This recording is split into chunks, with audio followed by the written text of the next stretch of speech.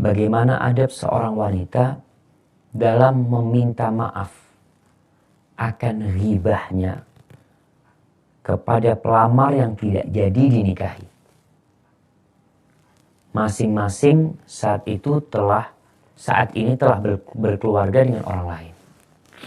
Masya Allah jamaah. Ya, berkaitan dengan ghibah. Kita tahu ghibah salah satu dosa besar yang dimurkai oleh Allah Jalla Jalaluhu. Di surah Al-Hujurat di ayat 11 sampai 12 ya. Allah mengatakan wala yaghtab ba'dukum ba'dha. Janganlah sebagian di antara kalian menggibain sebagian yang lainnya. Ayuhibbu ahadukum ayyakula lahma akhihi maitan fakarihtumu.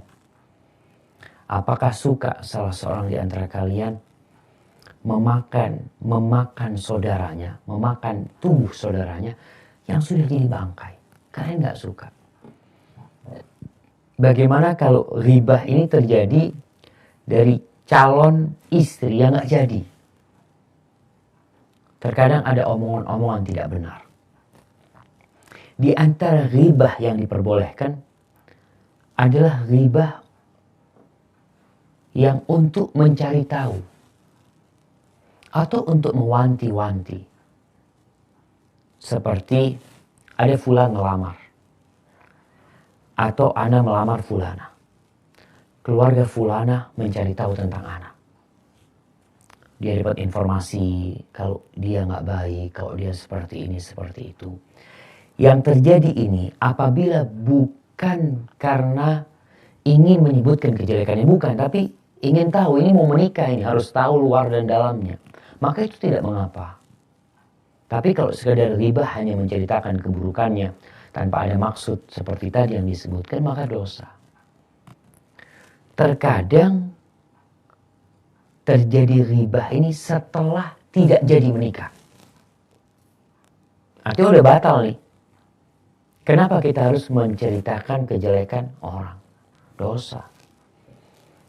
Anda ingat dengan sebuah kisah di mana ada seorang dari kalangan salaf hendak menceraikan istrinya.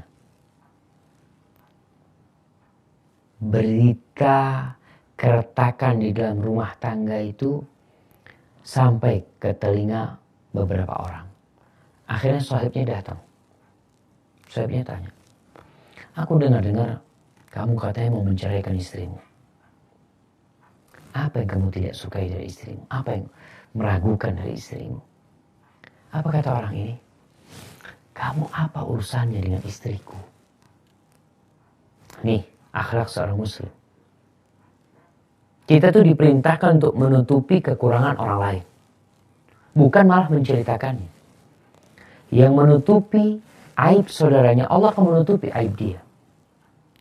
Yang mencari-cari kesalahan saudaranya, Allah akan bongkar aib dia di dalam rumahnya. Allah akan cari-cari aibnya dan Allah akan bongkar. Ya Allah tahu tentunya dengan aib kita. Nas'alullah tabaraka wa ta'ala an yaghfir lana dzunubana. Baik. Kemudian ternyata perceraian itu terjadi. Selang berapa waktu datang lagi sahibnya. Sekarang kamu sudah ceraikan. Aku mau tanya, apa masalah di istrimu? Istrinya udah berkeluarga, udah menikah sama orang lain.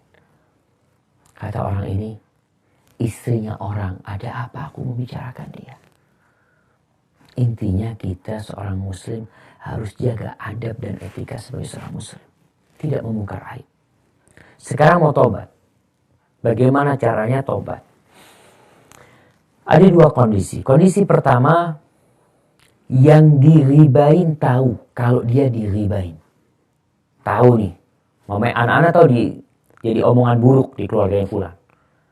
Baik itu dari orang-orang ya, yang keceplosan ngomong.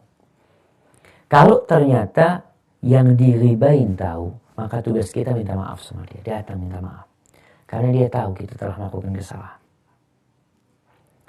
Tapi kalau ternyata fulan gak tahu kalau diribain. Kalau kita minta maaf akan terjadi keributan. Maka apa yang perlu dilakukan?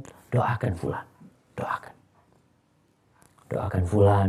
Kalau ternyata kita dulu ngomong kejelekan dia di depan orang, sekarang kita ganti, kita omongkan tentang kebaikannya. Untuk menghapuskan dosa ghibah kita. Dan sekali lagi jemaah, ingat bahwa yang paling banyak memasukkan orang ke neraka itu lisan. Sehingga sebagai seorang muslim, kita diperintahkan untuk menjaga lisan kita. Jaga lisan kita. Minta sama Allah Jalla Jalaluh. Agar Allah melindungi kita di lisan kita. Agar lisan kita jadi tetap basah dengan zikrullah. Bukan dengan yang lainnya.